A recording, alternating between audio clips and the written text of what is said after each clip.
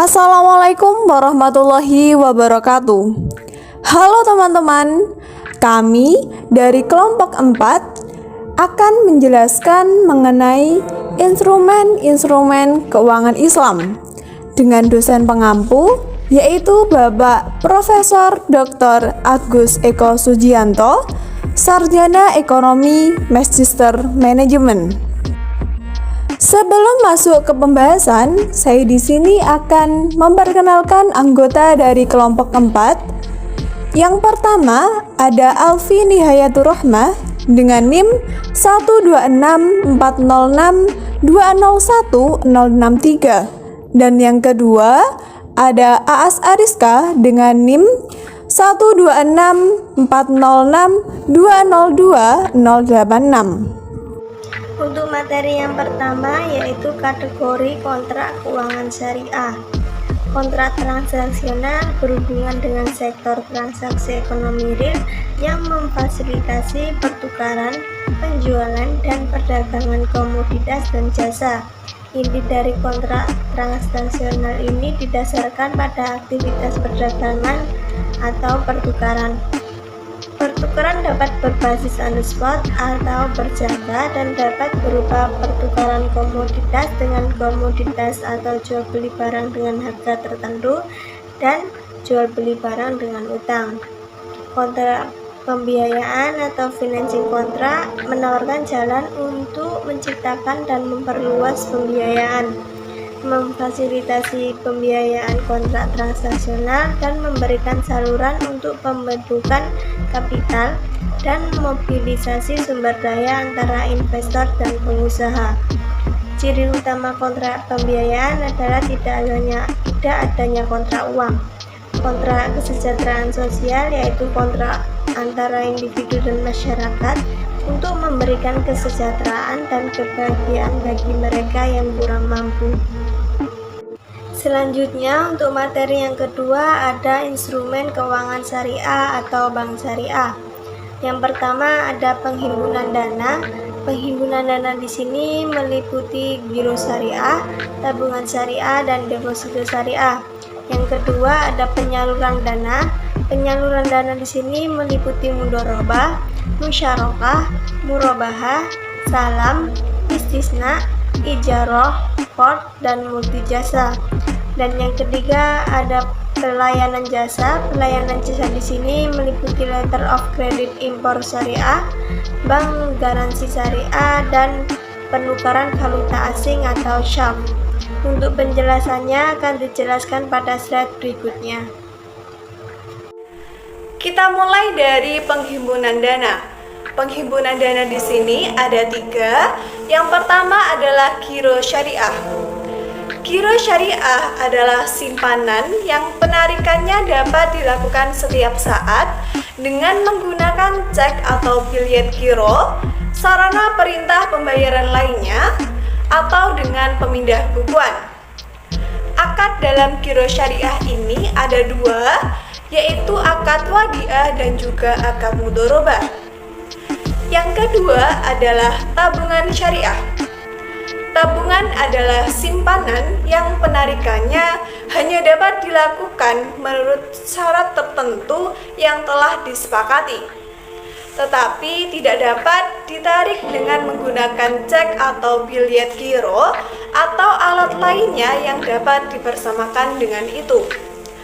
Akad dalam tabungan syariah ini ada 2, yaitu akad wadiah dan juga akad mudharabah. Dan yang ketiga ada deposito syariah.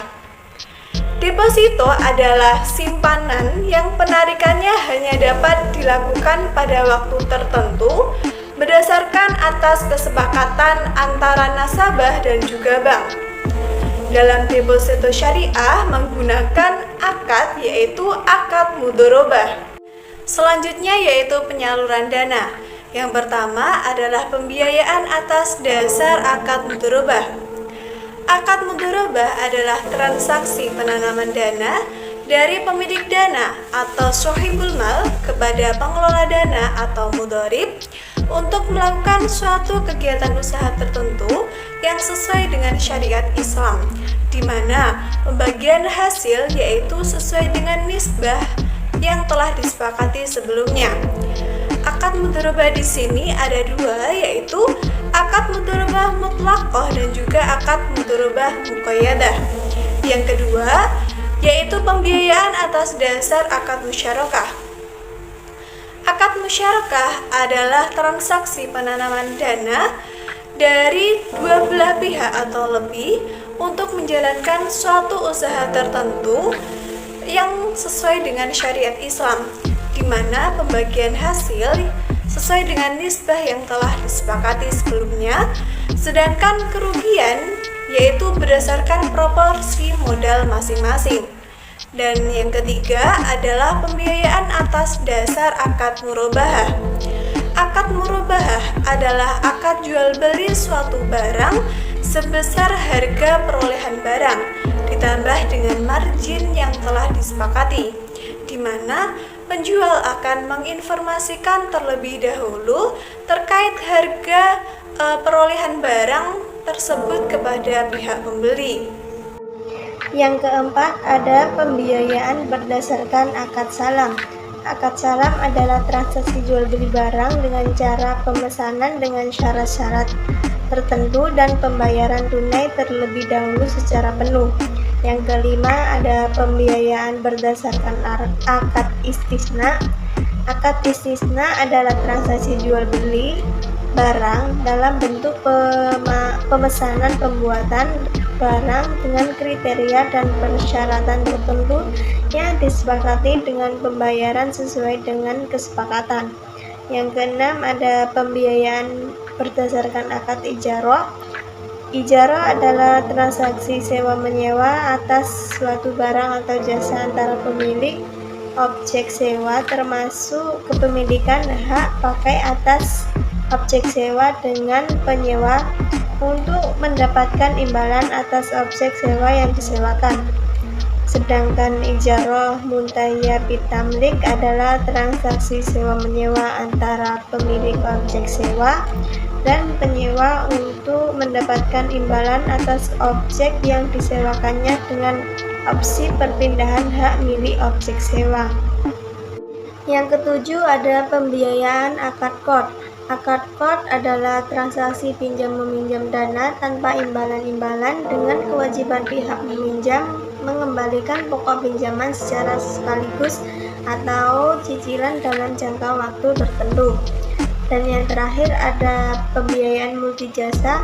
Pembiayaan multijasa adalah transaksi yang melibatkan dua akad, yaitu yang pertama ada ijarah. Ijarah adalah transaksi sewa-menyewa atas suatu barang atau jasa antara pemilik objek sewa, termasuk kepemilikan hak pakai atas objek sewa dengan penyewa untuk mendapatkan imbalan atas objek sewa yang disewakan.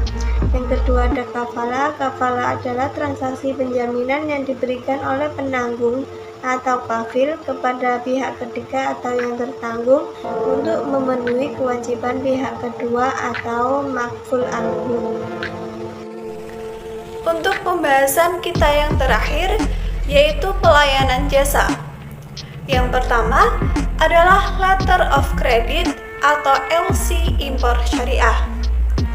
LC impor adalah surat pernyataan akan membayar kepada eksportir atau beneficiary yang diterbitkan oleh bank atau issuing bank atas permintaan importer dengan pemenuhan persyaratan tertentu atau Uniform Custom and Practice for Documentary Credit.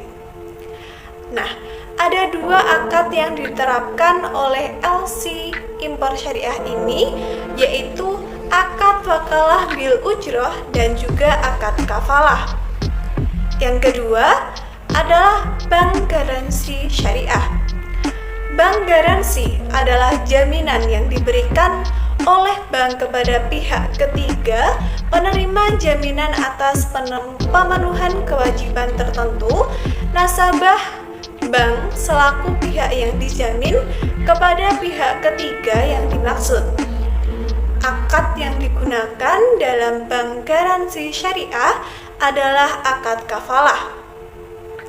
Dan yang terakhir adalah penukaran valuta asing atau SURF. Penukaran falas merupakan jasa yang diberikan oleh bank syariah untuk membeli atau menjual valuta asing yang sama atau single currency maupun berbeda atau multi currency yang hendak dipertukarkan atau dikehendaki oleh nasabah. Akad dalam SURF adalah transaksi pertukaran antara mata uang berlainan jenis.